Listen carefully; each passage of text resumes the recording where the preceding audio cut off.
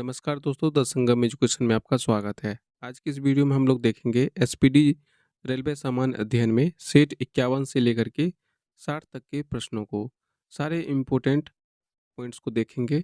इसके पीडीएफ को डाउनलोड करने के लिए डिस्क्रिप्शन में टेलीग्राम का लिंक दिया हुआ है, ज्वाइन करके डाउनलोड कर सकते हैं। चलिए देखते हैं पहले प्रश्न से। सेट 51 का यह प्रश्न है, शेरशाह ने कबूलियत एवं पट्टा प्रथा की प्रारंभ की थी। शेरशाह के द्वारा प्रारंभ की गई थी कबूलियत और पट्टा की प्रथा। मौर्य काल में लिया जाने वाला जो कर था वो हिरण्य कहलाता था। मौर्य काल में लिया जाने वाला कर हिरण्य कहलाता था।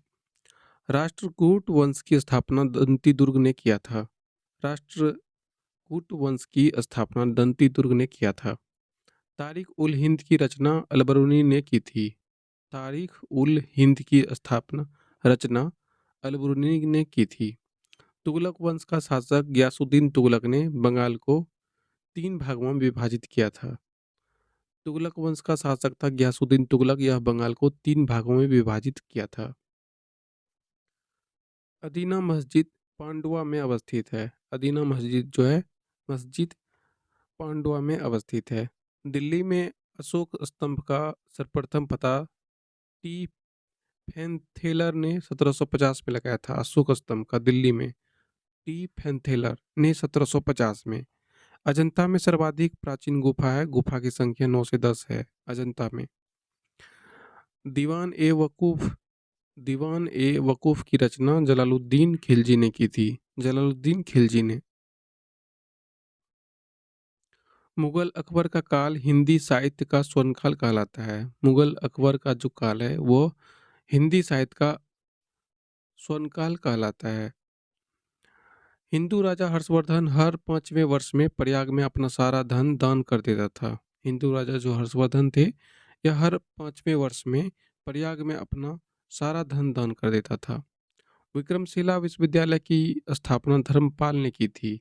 विक्रमशिला विश्वविद्यालय की स्थापना धर्मपाल ने की थी। भरहूत स्तूप का निर्माण अशोक ने करवाया था। भरहूत स्तूप का निर्माण अशोक ने करवाया था। Hermit of Shimla AO Hume को कहा जाता है। हर्मिट ऑफ शिमला कहा जाता है एओ ह्यूम को। भारत की यात्रा पर आने वाले पहले ब्रिटिश सम्राट जो थे ये जॉर्ज पंचम थे। भारत की यात्रा पर आने वाले पहले ब्रिटिश सम्राट। आगे है सेठ 52 के महत्वपूर्ण तथ्य। ब्राह्मणों पर जजिया कर सर्वप्रथम फिरोज शाह तुगलक ने लगाया था। फिरोज तुगलक ने लगाया था ब्राह्मणों पर जजिया कर। शाहजहां के शासनकाल को मुगल काल का स्वर्ण युग कहा जाता है। शाहजहां के शासनकाल को मुगल काल का स्वर्ण युग कहा जाता है। अलीगढ़ आंदोलन के संस्थापक सर सैयद अहमद खान थे। अलीगढ़ आंदोलन के संस्थापक सर सैयद अहमद खान थे। औरंगजेब के शासनकाल में हिंदू मनसबदार की संख्या सबसे अधिक थी। औरंगजेब के शासनकाल में हिंदू मनसबदार की संख्या सबसे अधिक थी। अकबर ने 1575 में इबादत खाना बनवाया था। अकबर ने 1575 में इबादत खाना बनवाया था। 1575 में। सिराजे हिंद जौनपुर को कहा जाता है। सिराजे हिंद कहा जाता है जौनपुर को। राज्य हड़प नीति का संबंध जो है लॉर्ड डलहौजी से है, जिसका प्रारंभ 17 से हुआ था। 17 से हुआ था राज्य हड़प नीति। तंजौर के बृहदेश्वर मंदिर को राजा प्रथम ने बनवाया था। तंजौर के बृहदेश्वर मंदिर को।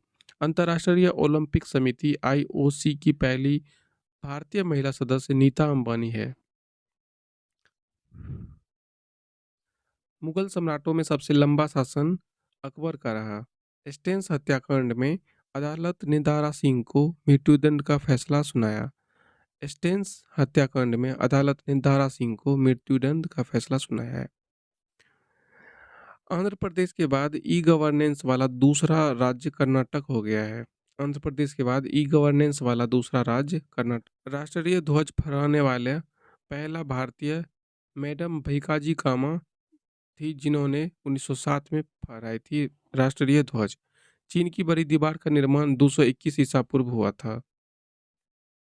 सेट 53 के महत्वपूर्ण तथ्यों को देखते हैं। यह एसपीडी का रेलवे सामान्य अध्ययन से लिया गया है, जो एसपीडी का रेलवे जी के आता है। भारत का सबसे पुराना विश्वविद्यालय नालंदा विश्वविद्यालय है। भारतीयों के लिए महान सिल्क मार्ग कनिष्क ने आरंभ किया था? भारतीयों के लिए महान सिल्क मार्ग कनिष्क ने आरंभ किया था। बलबन के शासनकाल में मुसलमानों ने सत्ता में भागीदारी आरंभ की थी। बलबन के शासनकाल में मुसलमानों ने सत्ता में भागीदारी आरंभ की थी। दीवान ए कोही की स्थापना मोहम्मद बिन तुगलक ने की थी। दीवान ए कोही की स्थापना। सातवाहन के समय में सर्वाधिक सिक्के सीसा के बने थे। सातवाहन के समय में सर्वाधिक जो सिक्के थे वो शीशे के बने हुए थे। दिल्ली सल्तनत में इल्तुतमिश ने इक्ता प्रणाली का प्रारंभ किया था। इक्ता प्रणाली प्रारंभ किया गया था इल्तुतमिश के द्वारा। कांग्रेस के बेलगांव अधिवेशन जो कि 1924 में हुआ था, इसमें हिंदी को सर्वप्रथम राष्ट्रभाषा के रूप में प्रस्तुत किया गया था। और इसी बेलगांव अधिवेशन में महात्मा गांधी कांग्रेस के राष्ट्रीय अध्यक्ष बने थे। ब्रेक डाउन प्लान का संबंध लॉर्ड बेवेल से है। ब्रेक डाउन प्लान का संबंध जो है लॉर्ड बेवेल से है। चेन्नई एक कृत्रिम बंदरगाह है चेन्नई कृत्रिम। उदंतपुरी विश्वविद्यालय की स्थापना गोपाल ने की थी। उदंतपुरी विश्वविद्यालय की स्थापना गोपाल ने की थी। भारत का प्रथम उर्वरक कारखाना सिंदरी झारखंड में 1951 में स्थापना हुआ है। भारत का प्रथम उर्वरक खाना जो है सिंदरी में झारखंड में स्थापना हुआ था 1951 में। कांग्रेस के प्रथम अधिवेशन 1885 में बम्बई में हुआ था। व्योमेश चंद्र बनर्जी की अध्यक्षता में हुई थी। उस समय भारत का वायसराय लॉर्ड डफरिन था। दुनिया का सबसे बड़ा क्रिकेट स्टेडियम मोटेरा स्टेडियम है सरदार वल्लभ भाई पटेल। सरदार पटेल स्टेडियम गुजरात में है, जो कि अब नरेंद्र मोदी स्टेडियम के नाम से जाना जाता है। आगे है सेठ चौवन के महत्वपूर्ण तथ्य। शिव मंदिर रेत में तलकाडू में स्थित है। शिव मंदिर रेत में तलकाडू में स्थित है। कर्नाटक गांधी के नाम से सदाशिवराव को जाना जाता है। कर्नाटक गांधी के नाम से जाना जाता है सदाशिवराव को। सबसे पहले ज्ञानपीठ से सम्मानित व्यक्ति जी शंकर कुरूप थे। 1965 में इनको दिया गया था सबसे पहले ज्ञानपीठ पुरस्कार। भारत की प्रथम हिंदी रंगीन फिल्म किसान कन्या 1937 में आई थी। भारत की प्रथम भारत की प्रथम हिंदी रंगीन फिल्म किसान कन्या। अंग्रेजों और मराठों के बीच बरगांव समझौता 1779 में हुआ था। 1779 में अंग्रेजों और मराठाओं के बीच में बरगांव समझौता हुआ था। पल्लव राजा की राजधानी कांचीपुरम थी। पल्लव राजा की राजधानी कांचीपुरम थी। तारिक ए फिरोज शाही जियाउद्दीन बर्नी की रचना है। तारिक ए फिरोज शाही जियाउद्दीन बर्नी की रचना है। अकबर ने 1564 में जजिया कर को समाप्त कर उन्मूलन किया था या समाप्त किया था। अकबर ने 1564 में जजिया कर को समाप्त किया था। नूरजहां के बचपन का नाम मेहरुनिसा था। नूरजहां के बचपन का नाम मेहरुनिसा। महलवारी व्यवस्था का प्रस्ताव सर्वप्रथम 1822 में हॉल्ट रैम जे मैकेंजी द्वारा लाया गया था। महलवारी व्यवस्था का जो प्रस्ताव है ये 1822 में हॉल्ट रैमजे मैकेंजी के द्वारा लाया गया था। मैकेंजी याद रखना है 1822। महलवारी व्यवस्था 1881 में सर्वप्रथम नियमित जनगणना की कार्रवाई लॉर्ड रिपन के समय में हुआ था। नारियल का खाया जाने वाला भाग जो है ये इंडोस्पर्म होता है। इंडोस्पर्म। भू स्थिर उपग्रह की ऊंचाई 36,000 किलोमीटर है। इम्पोर्टेंट है, भू स्थिर उपग्रह की जो ऊंचाई होती है ये 36,000 किलोमीटर है। सूर्य के क्रोट का तापमान जो होता है 15 मिलियन डिग्री सेंटीग्रेड होता है। सूर्य के क्रोट का तापमान। हीटर में हीटर में प्रयुक्त एलिमेंट जो होता है ये नाइक्रोम होता है। नाइक्रोम मतलब निकेल और क्रोमियम से बना होता है। भारत की प्रथम महिला राजदूत विजय लक्ष्मी पंडित थी। भारत की प्रथम महिला राजदूत विजय लक्ष्मी पंडित। आगे देखते हैं सेठ 55 के महत्वपूर्ण तथ्यों को। प्रोड्यूसर गैस नाइट्रोजन और कार्बन मोनोऑक्साइड का मिश्रण होता है प्रोड्यूसर गैस। CO2 गैस अम्लीय होता है जबकि CO गैस उदासीन होता है। CO2 गैस अम्लीय होता है। क्षार लाल लिटमस पत्र को नीला कर देता है। क्षार जो होता है लाल को नीला कर देता है और जो अम्ल होता है वो नीला को लाल कर देता है। तांबा का प्रमुख अयस्क कॉपर पायराइट होता है। तांबा का जो प्रमुख अयस्क है ये कॉपर पायराइट होता है। ब्लैक लेड का रासायनिक नाम ग्रेफाइट है। ब्लैक लेड का रासायनिक नाम ग्रेफाइट है। संगमरमर का रासायनिक नाम कैल्शियम कार्बोनेट है। Calcium carbonate. संगमरमर का रासायनिक नाम कैल्शियम कार्बोनेट। भारी मशीनों में स्नेहक के रूप में ग्रेफाइट का प्रयोग किया जाता है। भारी मशीनों में स्नेहक के रूप में ग्रेफाइट का प्रयोग किया जाता है। माइटोकॉन्ड्रिया को कोशिका का ऊर्जागृह कहा जाता है। फेफड़ा का मुख्य कार्य वातावरण से ऑक्सीजन को लेकर के उसे रक्त परिसंचरण में प्रवाहित करना होता है। पीयूष ग्रंथि को मास्टर ग्लैंड कहा जाता है। मास्टर ग्रंथि कहलाता है पीयूष ग्रंथि। विटामिन बी 6 का रासायनिक नाम पैरिडॉक्सिन कहलाता है। पैरिडॉक्सिन होता है विटामिन बी 6 का रासायनिक नाम। लहसुन प्याज आदि शल्ककंद होते हैं, बल्ब होते हैं। चावल के लिए उचित तापमान जो होता है ये 20 डिग्री से 27 डिग्री तक होता है सेंटीग्रेड में, सेल्सियस में। संसार में सबसे तेज बढ़ने वाला पौधा बांस होता है। सबसे तेज बढ़ता है बांस। टमाटर का रंग जो पकने पर लाइकोपीन के कारण लाल हो जाता है। ये पिगमेंट पाया जाता है टमाटर में, जिसकी वजह से लाल रंग हो जाता है, लाइकोपीन। अंगूर उपोष्ण जलवायु की फसल है। अंगूर जो होता है उपोष्ण जलवायु की फसल है। सूर्य का ताप हम तक विकिरण के माध्यम से पहुंचता है। रेडिएशन के माध्यम से हम तक पहुंचता है सूर्य का तापमान। आगे देखते हैं सेठ 56 के महत्वपूर्ण तथ्यों को। खरीफ फसल की जो बुआई होती है ये जून और जुलाई में की जाती है। जून और जुलाई में की जाती है। अक्टूबर नवंबर में इसकी कटाई हो जाती है खरीफ फसल की। गन्ना, आलू, तंबाकू, सोयाबीन, चाय ये सब नकदी फसलें हैं जिसको बोलते हैं कैश क्रॉप। गन्ना, आलू, तंबाकू, सोयाबीन, चाय ये सब। रबी फसल की जो बुआई होती है ये अक्टूबर नवंबर में होती है और अप्रैल मई में इसकी कटाई हो जाती है। कॉफ़ी में कैफ़ीन पाया जाता है। कैफ़ीन पाया जाता है कॉफ़ी में। 1 मेगावाट में 1024 किलोबाइट होता है, यानी 1 एमबी में 1024 केबी होता है। भारत में इंटरनेट की शुरुआत जनवरी 1995 में हुआ था। जनवरी 1995 में भारत में इंटरनेट की शुरुआत हुई थी। डीवीडी का फुल फॉर्म होता है digital video disc. Digital video disc. राष्ट्रीय सूचना विज्ञान केंद्र की स्थापना 1977 में हुआ था। राष्ट्रीय सूचना विज्ञान केंद्र की स्थापना 1977 में हुआ था। प्रथम श्रेणी के कंप्यूटर में बल्ब का प्रयोग किया गया था। प्रथम श्रेणी के कंप्यूटर में बल्ब का प्रयोग किया गया था। भारत में सर्वप्रथम सेल्युलर फ़ोन सेवा 1995 में आरंभ हुई थी।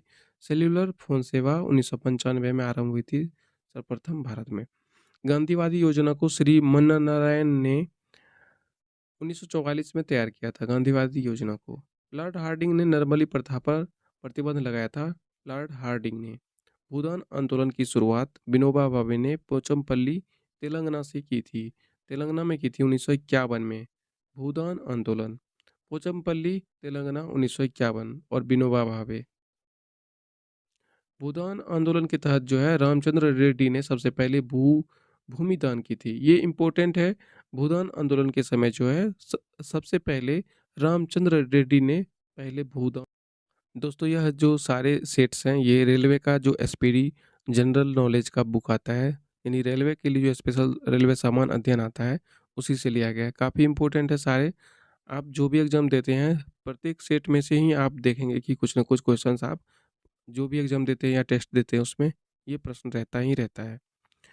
देखते हैं आगे सेट 57 के प्रश्नों को।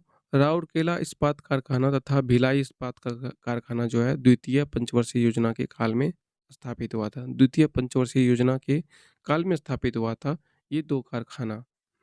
दुर्गापुर इस्पात कारखाना द्वितीय पंचवर्षीय योजना में स्थापित हुआ था। ठीक है।